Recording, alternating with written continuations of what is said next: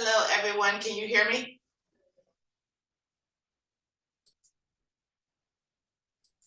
I can hear you. Okay, I perfect. can hear you. I'm going to share my screen so you can follow along.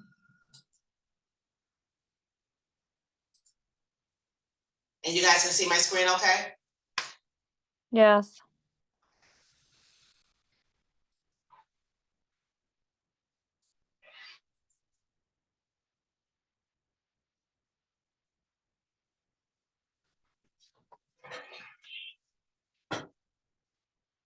So last week we covered just the paperwork that you need in order to be able to go into a listing appointment.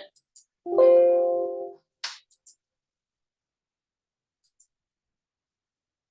just happened?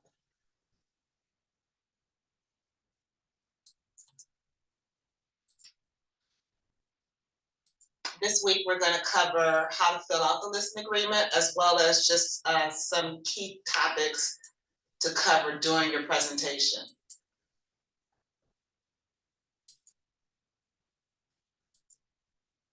Sorry, a lot of pop-ups.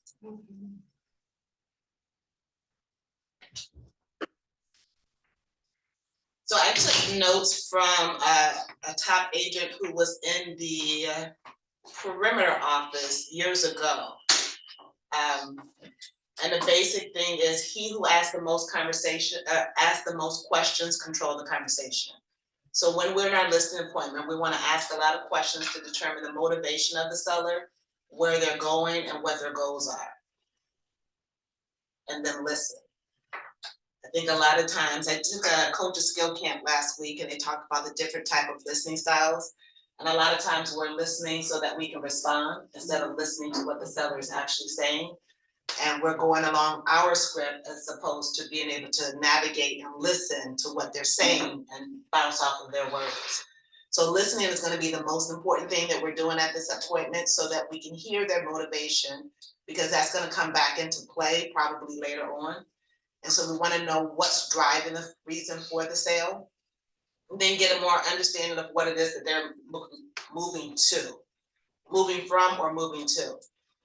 Asking that seller what will make this a 10 out of 10 experience for you is also important, because you want to hear for them what customer service is. You have your own idea of what you're going to do to facilitate the transaction, but you want to hear from the client. What is it that you're looking for? What will make this a 10 out of 10 experience for you? And then forward them. Forward is asking questions based on family, occupation, recreation, and their dreams. So in building that rapport, we're asking them about who's moving with them to the next property, so we understand the size and the demands of the next home. What is it that they do for a living, and where do they work? How is commute going to be a part of this decision-making process? Their recreations, what is it that you do for fun? And what's this dream that you have of your future? Engaging someone in those type of questions will set you apart, because most agents aren't asking that question. So I know in my interview for KW, they did a forward, and literally no interview that I've ever been on has ever asked about my family or my dreams and what I like to do outside of work. And that to me was what set KW apart.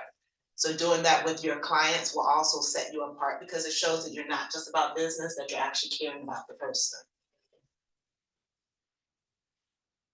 Going in, you want to ask the seller what they think the biggest challenge is going to be about selling their home. If you walk up and you see a steep driveway or you see a tiny backyard, that again is your opinion of what may be the problem, but you want to hear from them what the problem is, because it may surprise you that it's something different from what you were thinking.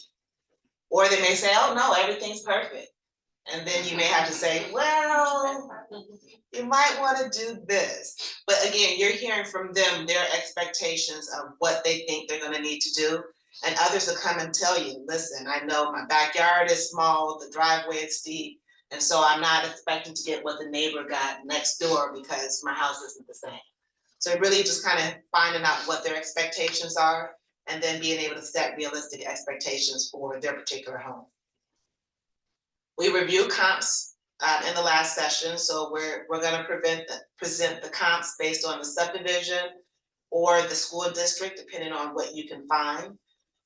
You're gonna preview houses before that appointment. And so if there are two houses, one house for sale in the subdivision and one other in the area, I like to go preview those properties before my appointment so that I get an understanding of their layout, what their best features are, what their worst features are, so that I can speak more knowledgeably with the client about what the market is what's on the market and what the market is looking like. Have the seller walk you through the house and ask questions. This is based on each agent. I don't like the seller to walk me through the house because they talk more, it takes a lot longer. I can walk through the house in 3 minutes by myself, but when I have a seller with me, it takes 10 minutes. Because they're telling me stories about every room, about every picture, and I just wanna get a layout and understanding of updates, size, what needs to be done, what doesn't need to be done. So it's gonna be up to you whether or not, again, building that rapport, you wanna walk and talk, or if you decide to walk on your own and then talk afterwards. I have a seller survey sheet that I have, and I'll give that to the seller and say, can you fill this out while I am walking through? And that way it gives them something to do instead of just sitting there waiting for me, and then I get that information filled out. What's on that seller information sheet is just basic demographic information, name, address, phone number, email address, but then I'm also asking pets' names, favorite sports teams, favorite restaurants, and those are good for closing gifts. If you wanna get a closing gift and they love their dog, the kids are out of the house, then you know to focus just on the pet, and that's gonna win the hearts. But it gives me a little bit more insight, asking questions that necessarily aren't a part of the listing presentation, but still give me insight as to who they are and what they like. So again, that's gonna be up to you whether or not you walk through with them or have them fill out a survey while you're walking. Walking afterwards is talking to them about what needs to be done. So if it needs decluttering, if it needs to be deep clean, if it needs staging, just really talking about, again, from pictures and from your walkthrough with other homes, about how to present this house the best so that they're getting to the market and can get top dollar based on condition, not necessarily walking up and seeing wood rot and having a buyer have bad things on their mind before they even walk into the door. So really about curb appeal, decluttering, and things outside of just price that they'll need to do to get the house ready.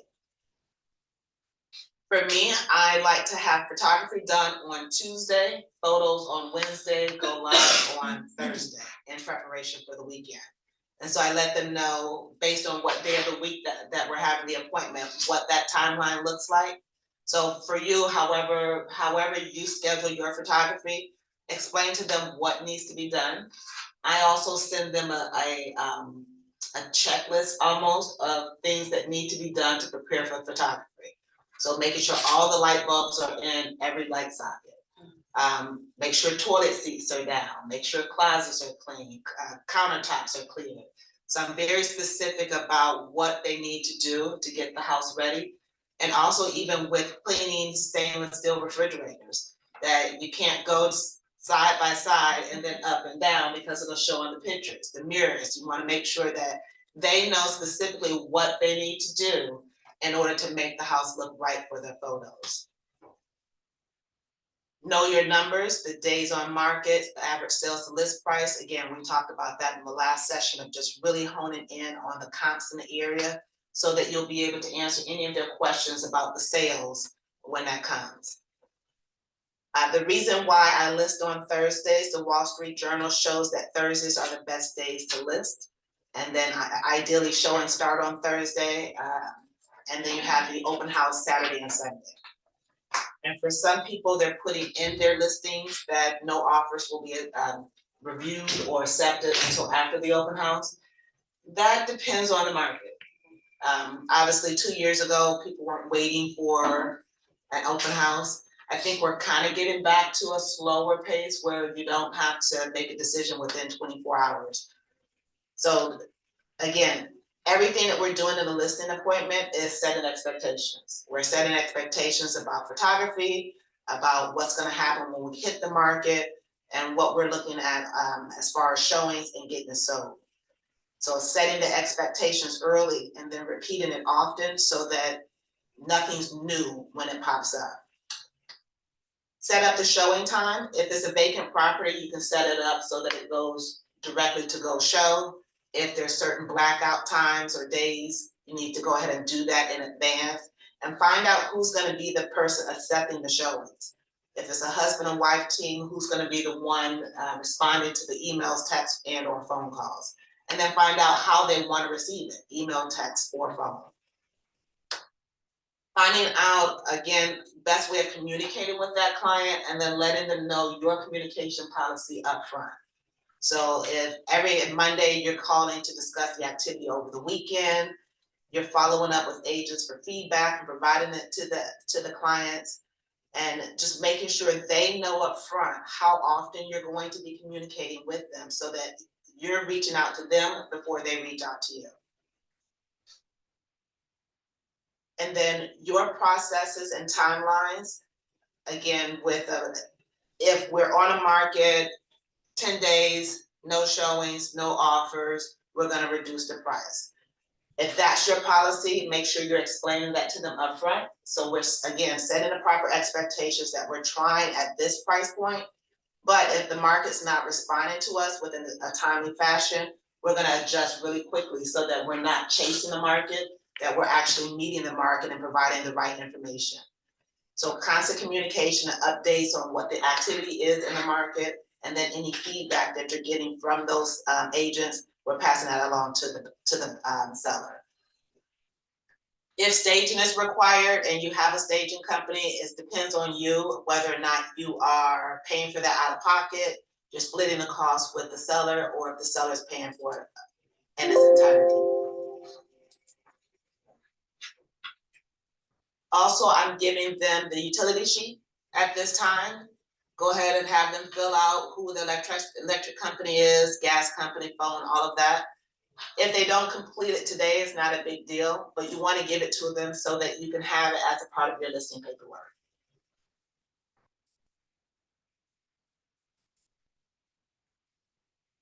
Is that separate from your other sheet, like your, that has like name and Yes, pets and restaurant? Okay, yeah, because this is what's being given to, this is being put into the MLS okay, along with the disclosures and or sent to the buyer once we're under contract. got it, okay. And that way they can set up their services, they know who to call. The average yearly cost, that's gonna be based on family size. And so I don't necessarily have them fill, some of them will fill it out, but I let both sellers and buyers know that this is gonna be based on personal habit. So they can give us an estimate, but it's not something that we're holding their feet to, because not everybody likes the same temperature and not everybody's family size is the same. And then I can send all of this to you guys just so that you can have a template. If you text me or email me, I'll send it all to you. So after the listing appointment, we're sending a thank you to the homeowner. I always take a picture of the front of the house just so that I have it for my coming soon marketing before the photographer comes out.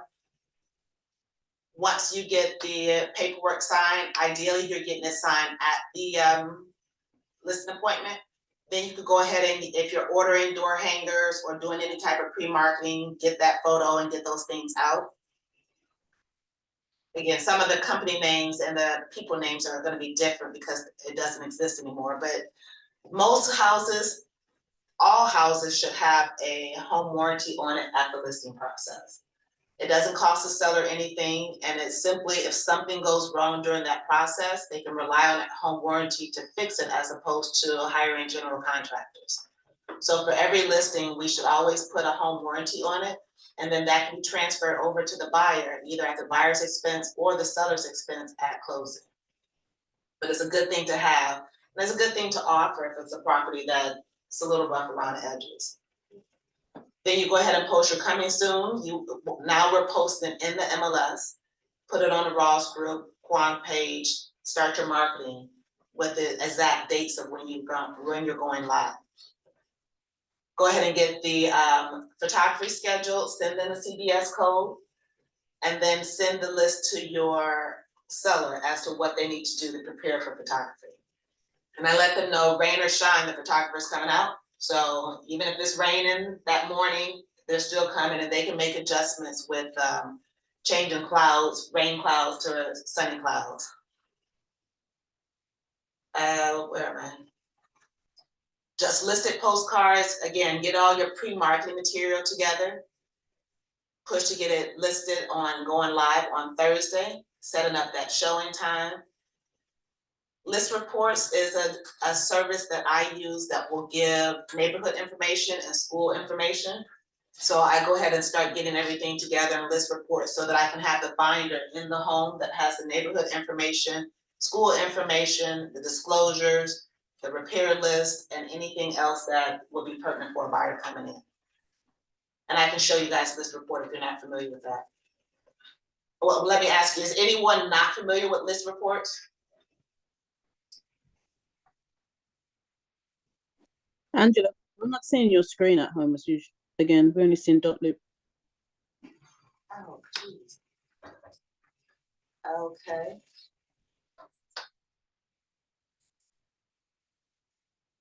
Thank you for letting me know, Grace. You're welcome. Yeah, that's it. So list reports, I go ahead and prepare all the marketing materials there so that I can have the booklet ready to go inside of the house. Get my open house flyers, my just listed flyers, like I said, the school info, the community information, and in a binder, I'm putting all of this information. So when buyers are coming through, they don't have to ask any questions, everything is in the house. You can use, we have Red-X in the office. If you have Cole Realty Resource, you can pull neighborhood info and send out a flyer to all the neighbors acknowledging the coming soon, as well as acknowledging an open house. So we have resources that you can use, or if you have your own resources to try to find the neighbors, and you can send it out electronically and or door knock the neighborhood and introduce yourself to the neighbors, let them know about what's coming soon, find out if they're thinking about selling, if they know anybody looking to move into the neighborhood, and then invite them to the open house. Once we are live, we are putting the open house in the MLS. I don't know, I don't think you can advertise open houses on Coming Soons. Do you know about that?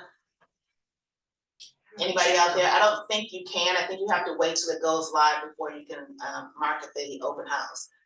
So once we get there, someone can fact check me on that one. But you want to make sure that you're advertising the open house in the MLS, and that's also shown on those feeder sites, realtor.com, Zillow, Homes, to make sure that the public has the ability to see the open house. Door hangers, again, if you're creating marketing materials, you can put the door hangers out right after it goes live. Again, inviting neighbors to bring friends and family to the open house. Create your home book. That's the book with the list report, the disclosures, and then signs are out for the open house by Saturday, open house on Sunday. Following up with all buyers that come through from the open house and all agents that come through.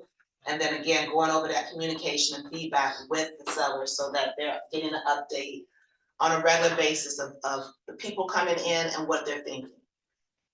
And then if there are multiple offers, go back out, door knock the neighborhood, let them know that multiple buyers are still looking to come into the neighborhood, how quickly the house got under contract, and submit contract to Nikki, that's my transaction coordinator. So once I get it signed, I send it off to her, and then she does her things with notifying the lender, attorney, and the buyer's agent.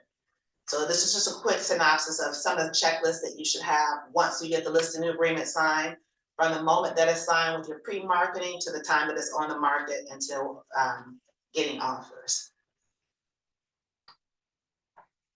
Any questions so far? And if I'm going too fast, just let me know.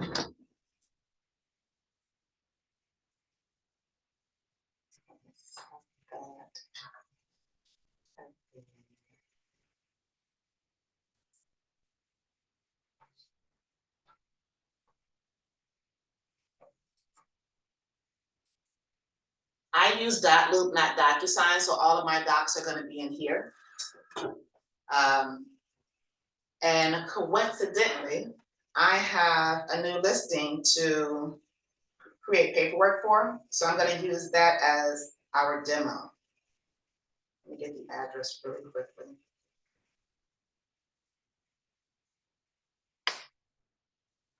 So it is.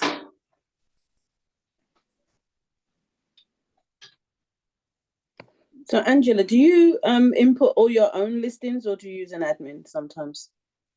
My goal for next year is to get an admin. So right now I'm putting in everything myself and I'm already done career visioning and gotten the process together of hiring. I just haven't pulled the trigger to actually do it. So I will be using the admin, but right now everything's done by me. Okay.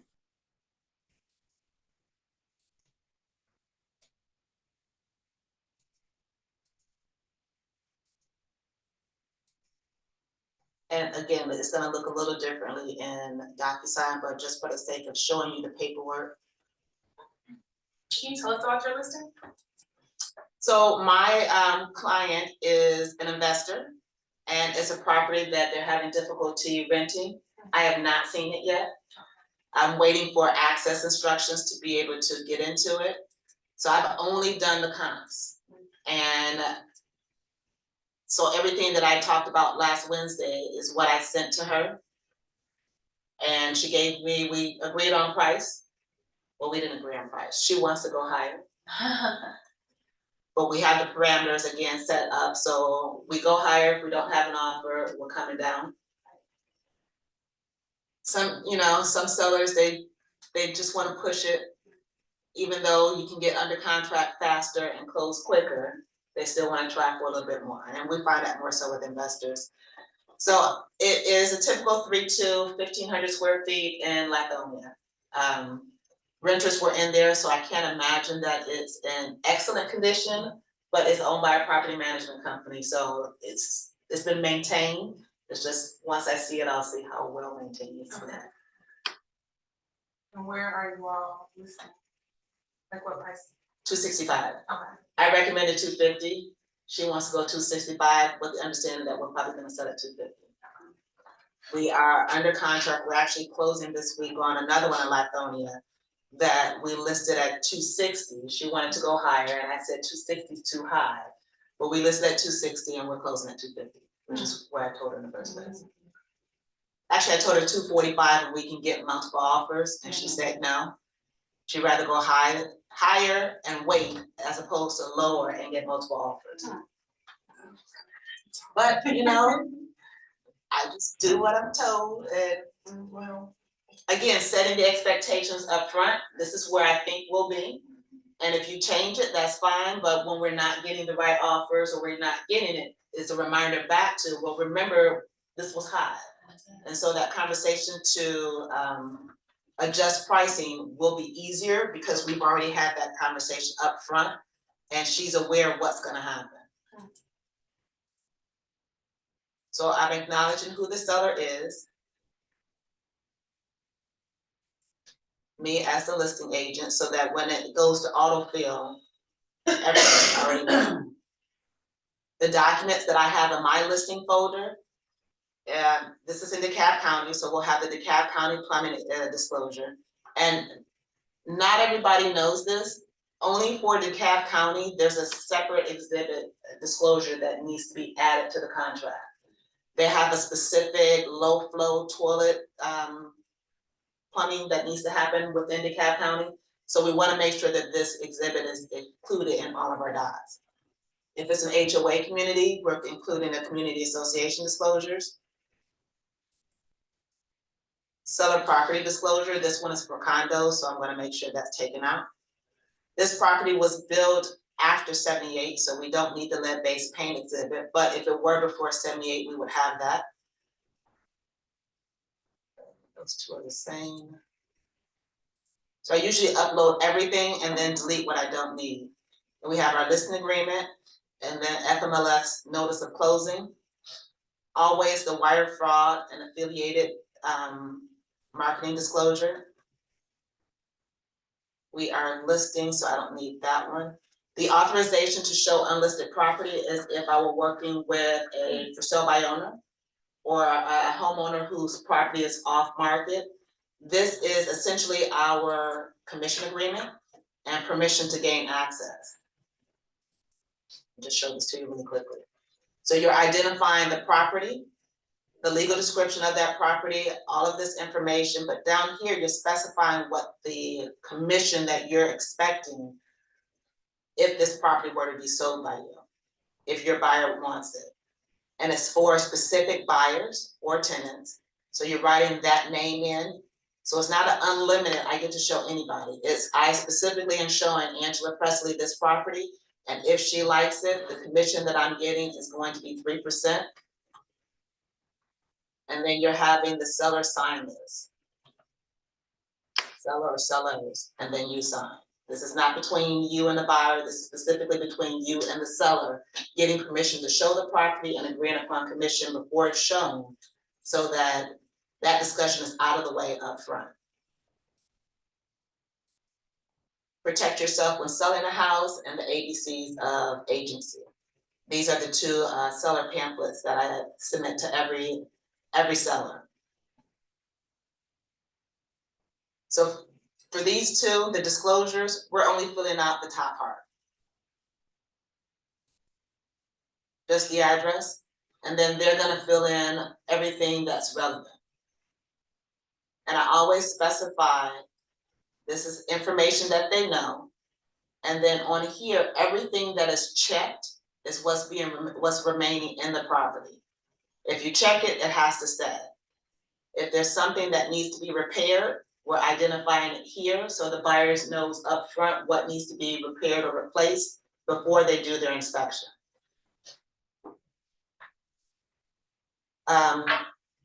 And then here, like if there is a refrigerator in the garage and a refrigerator in the kitchen, this is itemizing what is staying, clarifying that when I check off refrigerator, it means refrigerator in the garage, not the 3,000 refrigerator in the kitchen.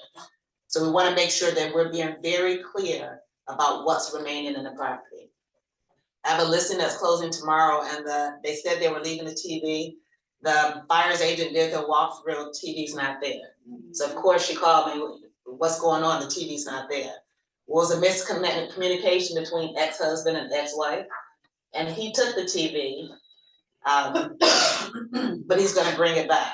But it was acknowledged that the TV is gonna remain, so they're expecting it in their final walkthrough, and when it's not there, then we have an issue.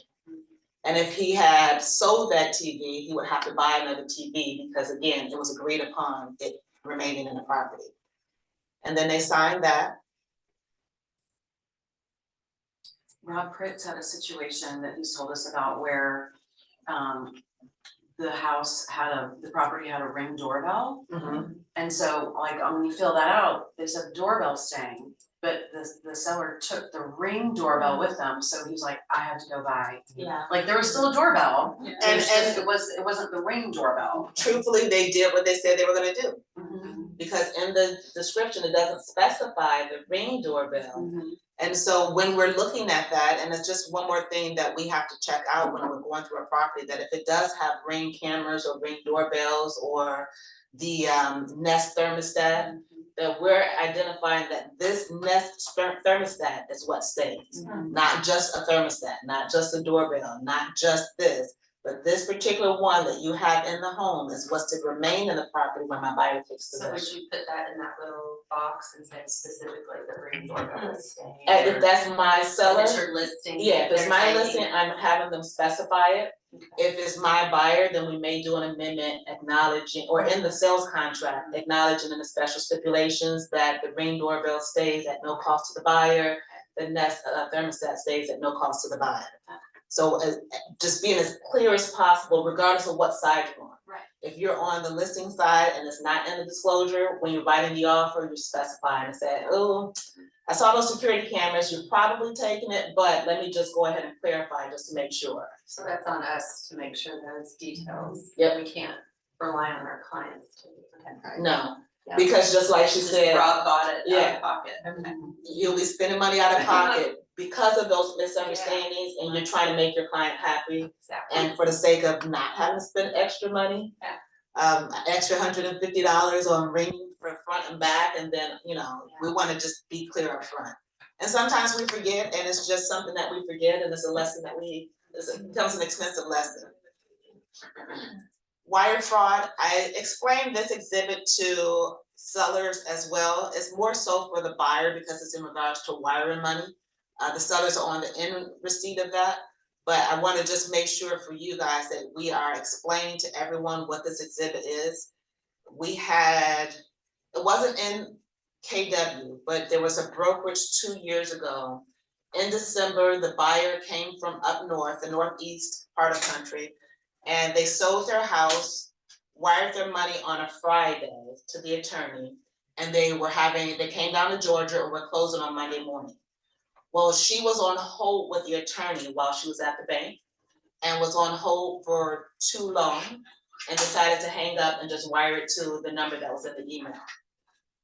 But she gets to the attorney's office, mind you, she sold her house up north, moved her family down, gets to the attorney's office and they said, we're still waiting on your wire. And she says, no way, I did it on Friday. And I said, we haven't received anything. The money that she wired went to a fictitious account. And this was like 2 weeks before Christmas. They moved cross country. They have no more money because they wired everything from the sale. And they can't buy this house because they can't put down the down payment. So I reiterate to everyone, please, please, please verify the account number with the account holder. If it takes you 20 minutes to be on hold, it's worth that 20 minutes to make sure you're sending it to the right place as opposed to having it loose. Because that's a life-changing decision to just hang up and now you're stuck with no money, no house, and now you're in another state with your family and no place to go, right before Christmas. I mean, it was just everything that could be wrong about that scenario was wrong. So I never want that to happen to any of my clients, so I'm always just making sure that they're aware. Even if they bought a house a couple years ago, still reminding them because scammers are getting more creative in how they're getting people. And I tell them, I say, Thomas & Brown is our in-house attorney. You're gonna get a few emails from Thomas & Brown, so it's gonna look THOMAS, but then you're gonna get an email that's TH0MAS. And because you've seen Thomas & Brown so many times, you don't realize that O is a 0, and that's the one that has the wiring instructions in it. So just double check and be safe. Affiliated business disclosure, I'm introducing this to them to let them know who we're in relationship with in the office. Thomas & Brown as our closing attorney, and then Supreme & Silverton as our lender. Again, this isn't something that really is relevant to a seller, but we still need to disclose who those relationships are in the office. So just setting that up. For the one that's closing tomorrow, the seller was concerned about a possible lien on the property. He said his ex-wife would buy things and forget to pay them, and then all of a sudden, or have contractors come and do work and not have money. So there's a few liens attached to the property. So we went ahead and selected Thomas & Brown and had the title work started beforehand so that any and all liens can be found before we hit the market and satisfied by the time we get to closing. I've had a seller who had an IRS lien, and that was a nightmare to identify all of the liens, all of the lien holders, what the amounts were, who's first, who's second. And so if there's any question about liens or title being not clear, go ahead and have that title work started with your closing attorney. And then in the notes specify titles already started with this closing attorney, this is our preferred attorney. So I let them know, in those situations, we want to be proactive. Not everybody's going to have a lien or unclear title, but in the event that there is, we have a jump start on it. Again, pamphlets, how to protect yourself when selling a house. I have them read this, and then at the very end, I initial it as their way of acknowledging that they read it. And then I'm letting them know the gist of it is anything that's of value, we want put away for photos. I did an open house yesterday with a newer agent and reminded her, she's a little young, so she didn't know who Matthew Perry was. And I felt like, oh, yeah. She must have been young. She is, she just graduated college. So I get it for her demographic, but Matthew Perry wrote a book earlier this year and he talked about his addiction to prescription medication. And he said at the height of his drug abuse, he would go to open houses and steal medication. Oh, wow. So he would go to open houses, introduce himself, say, I'm gonna look around, or hey, can I use the restroom really quickly? And then go and see what pills they have and swipe the pills, whether it's taking 2 or 3 or taking a whole bottle. And so in my appointments, I've always said it before, but now that this has become more public, I'm reminding people, any jewelry, any medication, when we have an open house, take it with you, put it under lock and key, but also just kind of keep it out of the open so that when buyers are walking through, we keep an eye on our buyers as much as we can, but husband goes one way, wife goes the other. I don't know who's the thief and who I need to build rapport with. And so just making sure that you're putting all valuables away. Any weapons need to be under lock and key. I've gone to just several homes in the last couple of years where they've had rifles just sitting in the corner. Are you serious? There's kids coming into these houses. You can't have weapons just exposed. I've gone in, there's closets that are completely locked. And the reason why that is locked is because there's firearms behind it. Or gun safe, or something just so that you're protecting yourself and protecting the people that come in. We don't want any home insurance claims going on while we're trying to get the house sold.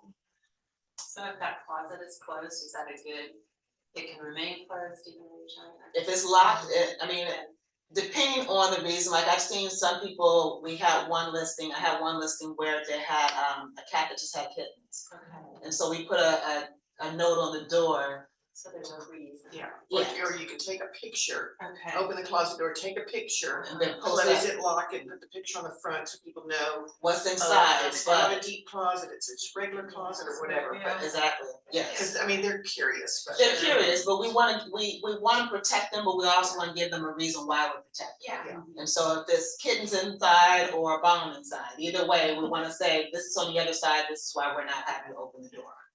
And I like the idea of a picture because then it takes away the mystery of it. Yeah.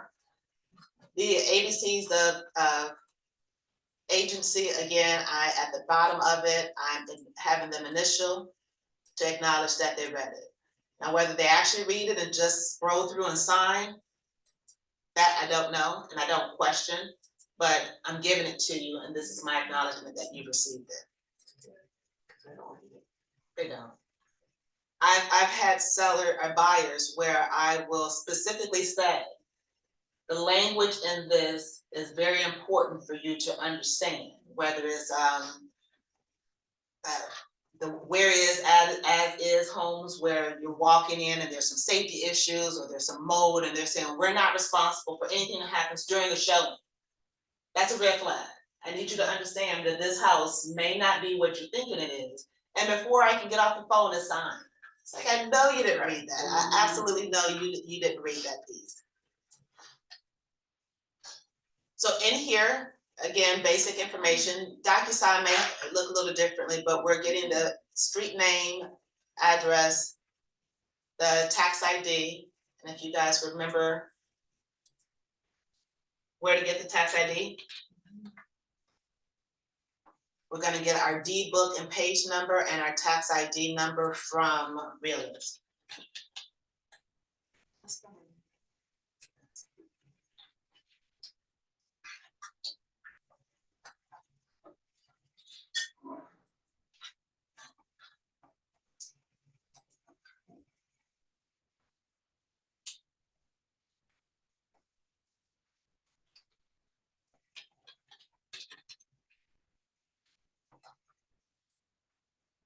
You see, one section calls it Ladonia, the other calls it Stonecrest. So I have to go with what's ever most common in that subdivision to make sure I'm getting it listed in the right, under the right people. So again, 3 bedrooms, 2 bathrooms, 1,500 square feet. Down here is where I'm getting the tax ID information, the parcel ID.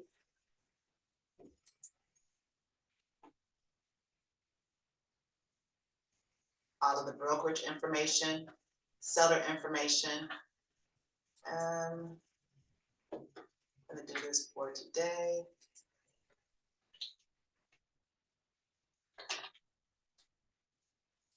And I do 6-month contracts, so this will go until April.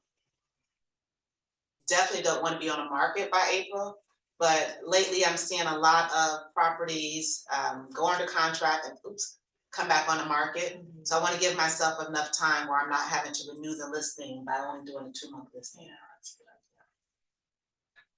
Under legal description, I'm going to find that deed book and page number. Again, going back to Realist. Here's the deed book page, or the deed book number, and then the page is 637.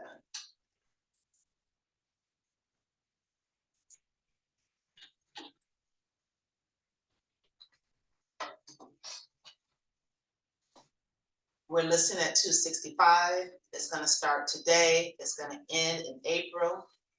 The marketing that we're doing is first multiple listing service.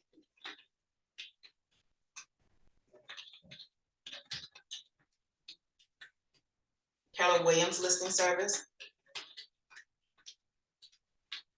And then Georgia multiple listing service. And I like putting in the Keller Williams portion because again, somebody from a different brokerage, they're only having 2, maybe 1.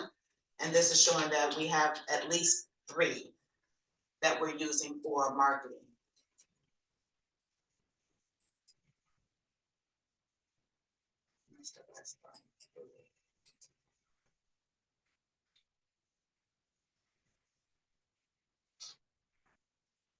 And then the marketing commencement date will be, I haven't seen the property yet, so I'm not gonna do anytime this week because I don't know if I can actually get in this week. So we're gonna do here, and we're gonna be able to move it up 5 days. I have to see it, make sure everything looks good. If there's any repairs that need to be done, make sure that it's presentable for the market since I haven't laid eyes on it. Now, any other time I would be in the property, I would be talking to the seller, looking around, and then they may have to paint, they may have to declutter, they may have things to do. And so this is gonna give me time to know when it's gonna come on the market. Commission, in this section, I'm letting them know that it's not a total of 9%. Because a lot of people will see 6 and then they'll see 3 and then they get confused or they shut down. It's not a total of 9%, it's 6%, and of that, 3% is what's going to the buyer's agent. And there's a lot of talk now about having scripts and conversations for buyer commissions. So be prepared in the event that that happens, that you know how to respond to a question of why am I paying a buyer's agent? That's gonna ask you about. Kelly's script in a team meeting last Tuesday, she says the fees that I charge 3% for my commission, and then we also recommend giving 3% for the buyer's agent, and this is why. So for a total of 6%, but my fee is 3%. I'm recommending for the sake of getting under contract quickly, getting a lot of agents in, this is what the norm is in the market, that you also give the buyer's agent 3%. But again, knowing what to say when that comes up, because before was, I don't want to pay 6%. Now is, I don't want to pay more than 3% because I don't want to be responsible for the buyer's agent commission. And so we just need to be armed and prepared for those conversations should they happen. This is not built prior to 1978, so we're acknowledging that. This is a very important piece if it's involved in the court system. So if a judge or attorney has to be involved in that process, this needs to be acknowledged upfront.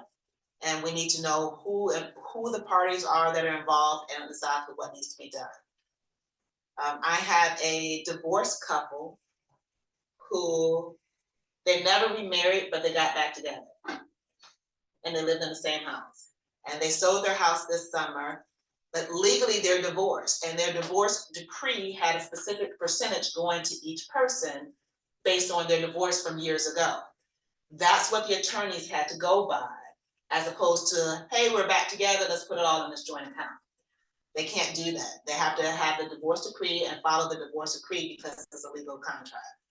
So knowing that up front just makes it a little easier for the attorneys to know what to do and for the seller to not be surprised at the end. Seller does authorize us to assist in negotiating terms. And then you have all of your legalese descriptions as to what your rights and responsibilities are and what their roles are. This is important for you to read. We don't have time for me to go through it in its entirety, but it's important to know about the extensions. Again, if you're under contract with a property and it comes back to the market, the time period that you're under contract for is added to your listing time. The one that I have that's in Dallas, we were under contract for 40 days, about 40 days. And then the buyer terminated at closing. My listing agreement was set to end at the end of September. But because those 40 days are added, now the listing agreement is set for November. Because I don't lose time because we chose the wrong contract. And so just making sure that you understand those extensions, the seller has to be notified of the extension. It just can't automatically be added on. They have to be notified. Information about marketing and how people are going to get into the property, whether or not you're going to use a combo lockbox, a super lockbox, explaining how buyers are getting into those properties, the security measures of that, what MLSs are going in, what images are used. So you want to have again, understand what this means when it comes to marketing, what your roles are, what you're allowed to do, what they want you to do, and what you're not allowed to do. Information on commissions and your protected period. Protected period is important if a property does expire and you get an offer, withdraw or expire, and you get an offer during that time period of your protected period. This means that you are the one being brought back into the contract. I had a listing years ago in Ball Ground, and we had, I could probably count on one hand how many showings we had in a 3-month time period. And literally the day after we expired, we got an offer. Like on the market, 3 months, a handful of showings, not one offer, and literally the first and only offer came in the day after. That offer came in from my marketing because it was literally the day after. And so I'm naturally the one that brought in that client, and so I facilitate that transaction. The sellers were so excited that they got an offer. They're like, yeah, do whatever. We just want to get to the closing table. But that's what the protected period is for. Now, how my listing expired, they hired another agent. That agent started marketing, and then the contract came through. I wouldn't have a leg to stand on as to whose marketing brought the buyer. So understanding when the protected period starts and what it protects you from is definitely important. Okay, so I have a question. So like in that situation in Ball Ground, like did you have to do like an amendment to the brokerage agreement, or is it because it's already on the protected period, you're fine? Because it's in a protected period. So what time frame did you use? 90 days. A 90-day protection period? Because that protects me. I guess it does. Yeah. You said that, right? Mhm. You said that. when you Yeah, so did even this. up here, for every contract, buyer or seller, I'm putting in a 90-day protected period. But then like if they wanted to list with another broker, they could they? They could, it's just, I would essentially cede the right to any claims if it were relisted. I got it. So this is protecting me in the event that it does not go back on the market and someone wants to buy it. Okay. Because the pictures are still out in the intraverse. That if someone's seeing it, they're seeing it because of my photographer, my marketing, everything that I've done. However, if you come in and you start marketing, now I can't prove that it was mine that did it, because your new pictures are out there, your new description is out there. It would be, unless that person saw the property when it was listed with me, then I would have a reason to say, no, they came under mine. But if they saw it first under yours, I can't dispute that. So it's more so for the protection if they don't relist. Okay. Or if there's a time period. And that's also a reason to keep up with who's seeing the property. Because I showed a property and our buyer agreement terminated. But it didn't really terminate because we were under contract for 25 days and that was added on. They went under contract directly with the listing agent because they thought my BBA was expired. I had proof that I showed them the property and I had proof that our BBA was still valid. And so they had to pay me a commission. Because you went outside the contract. I am still legally your representation, and this is a property that you would have known about had I not been the one to show it to you. But again, you have to have your ducks in a row to be able to have that argument. If you have no indication that you've shown that property, it just, the odds are against you.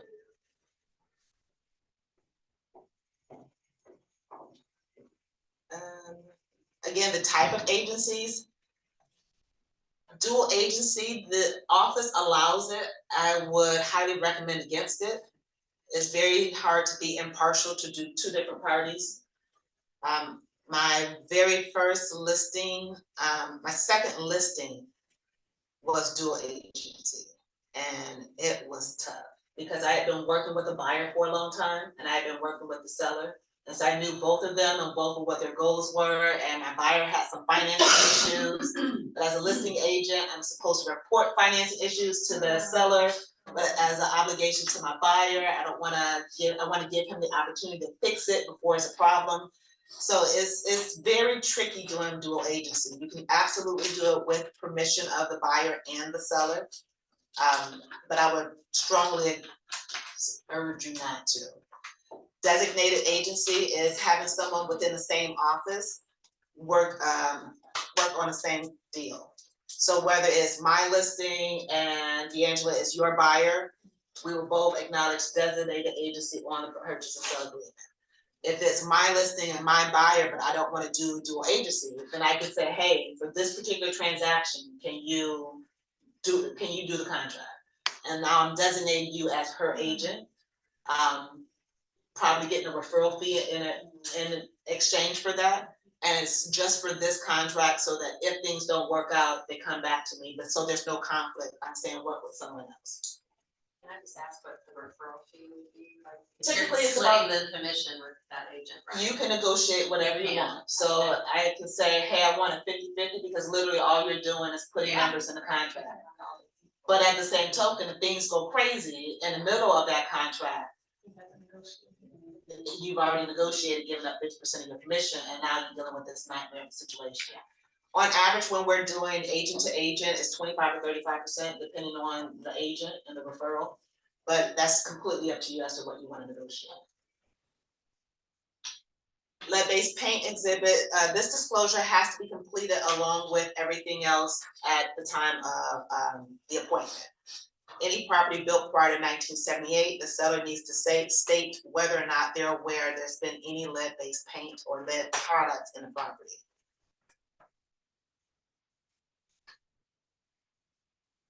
Here is important because it talks about our authority and our responsibilities. And so if the seller is asking us to do something that is illegal, immoral, unethical, we have this as something to fall back. If we know it, we have to disclose it. And that includes, I've had two people ask me about death in property. If they're asked and I know, I have to disclose. I was on a team where a guy committed suicide in the house. And if a person asks, we have to acknowledge it. We have to tell the truth. I've had people ask if houses were haunted. It's like, I don't really know how to find that information out, but I mean, you asked me, so I have to ask. And the suicide house, we did not disclose it, but if someone asks me about it, I have to answer that question honestly. So I'm not advertising what happened here, but if someone heard on the news or they heard from the neighbors, then I definitely have to say something. Do you have to go into detail, or can you just say, I know that there was a death in the house? Do you have to say that someone committed suicide? Depending on what the question is. So if they say, has someone died in the house, then yes. Okay. If they go into how did they die, then yes. Okay. What do you know? And I've had someone ask me that. Okay. she said, did someone die in a house? And I was like, what, this is a random weird question. It was the older houses, it was vacant. But what she did is she went online and she Googled the owner and then typed in the owner's name and an obituary popped up. And it was an older gentleman, I think he was 83, and she wanted to know if he happened to have died in that house. And he did. And the agent acknowledged that it was a peaceful death, it wasn't tragic, that it was pretty much like a hospice situation. And that, you know, there aren't any dark spirits in the house as a result. But I asked, what made you ask that question? She said, well, I saw the obituary and I just kind of put two and two together because of the timeline. And just remember the neighbors will tell them after. And so They will. to that point, the house that had the suicide in it, I was meeting a buyer at the house. This is a height of pandemic, so it was lots of people lined up outside. And a neighbor came over and he's like, hey, did you hear what happened to the house? I'm like, yeah, let's go take a look at the backyard.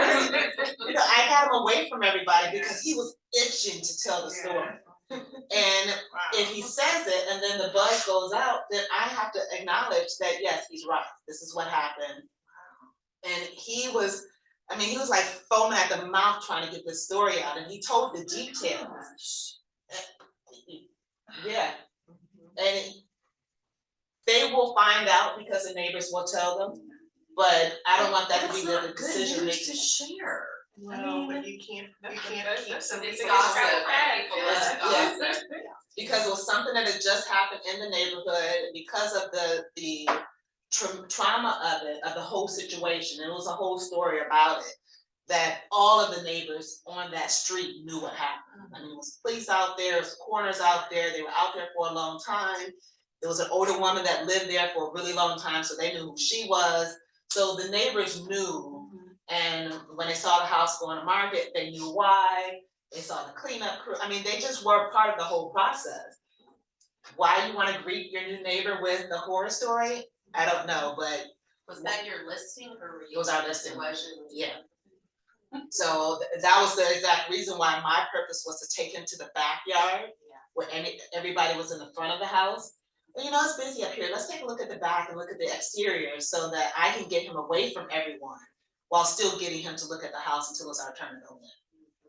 So yeah, you have to disclose, but I'm only answering the question that you're asking. So if you say someone died, I'm gonna say yes. If you're asking me how they died, I'll tell you, but I'm not gonna volunteer that information because that's not what you asked. Right. So I'm toting that line of telling you the truth, but not giving you 100% of the truth. This talks about our rights and responsibilities. Should something go wrong or we need to go through arbitration before, ideally we're going through mediation, arbitration before lawsuits. And so whose responsibility, where do we go first, who's paying what? Fair housing, we have to abide by fair housing laws. So if they're telling you, you know, I don't want this group into my house, you just say buyers are buyers and money is green and this is who we're allowed to come into the property. I personally can't discriminate.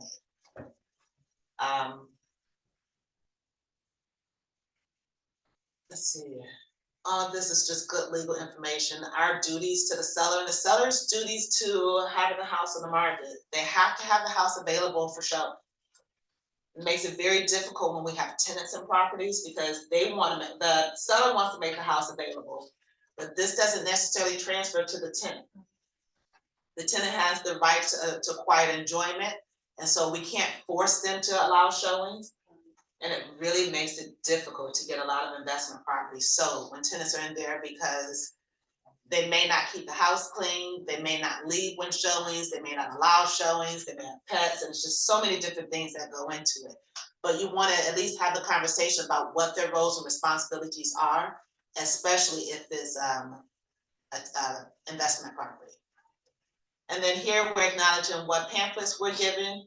If you were able to pull the legal description, you're putting that here. If lead-based paint is here, if there's any special stipulations, like we're putting on the market for this price, and then if we don't have the option of reducing, that goes here. we want to get all of the seller's information. So I'm gonna put in her complete information, address, phone number, email address. She's an investor, so she doesn't live at the property. So that's why this portion is important, because if we need to send her a notice by mail, we're not sending it to the property on hand, we're gonna send it to her physical address. And she lives out of the country, so we definitely wanna make sure that we have a good email address for her. I checked with her this morning, she lives in Israel, so it's gonna be kind of, Is she okay? she's okay, her property's okay, but it's, you know, keeping in contact with her and making sure everything's good, because that can change at any time, and her needs could change at any time based on her location, so. That is running through the docs for the listing appointment and the things that you need to get prepared for it. If you text me or email me, I'll send you all of the docs. I know some of you on Zoom weren't able to see everything, so let me know what you saw and what you want, and then I'll make sure that you have it. And I have a question. Yes, On your listing for this investment property, so since she doesn't live in the house, she doesn't have to provide a disclosure statement. correct. So there's a disclosure for latent defects, and it's gonna look different from the regular seller property disclosure. Thank you for acknowledging that. There are three different type of disclosures, one for a condo, one for a single family home, and then one for investors who have never lived in the property and can't really attest to what's going on. But it's still saying that I'm acknowledging that the property is still free and clear of any problems to be sold, but if there are specific issues, I'm not aware of it. So it's really a CYA type of disclosure for the investor. It's not obligated that you have disclosures on property. So if she decides, you know what, we've owned this property for 22 years, I have no idea what's going on, then we say there are no disclosures, investor owned. But we can definitely pull up the seller latent defects. There's no requirement even for non-investors. Correct. Caveat emptor in Georgia. It's what? Caveat emptor, buyer beware. Buyer beware. Buyer beware. Yeah. And for that reason, as I always recommend buyers get home inspections, because it's a buyer beware state, and even with the home inspection, things can go wrong, but it's up to you as a buyer to, unless you have proof that the seller lied about something, it's hard to hold them responsible. And sometimes that proof does come. We had one situation where a seller lied about something, but in contacting the city, there was records of him calling about this specific problem and their recommendation to fix the problem, and him ignoring the recommendation, and then not acknowledging on a disclosure that he filled out. And so they were able to sue him. But he had a record of calling like Cobby and C and saying, hey, there's a problem with this. And they said, well, you need to do this, it's gonna cost that. And he's like, I'm not gonna do that. And then it was a problem for the new buyer. And when they called Cobby and C, and they're like, hey, I thought that was fixed because so-and-so called. So in that circumstance, you have the right to go after the seller because they blatantly lied. But it's hard to prove sometimes. Any questions out in Zoom land?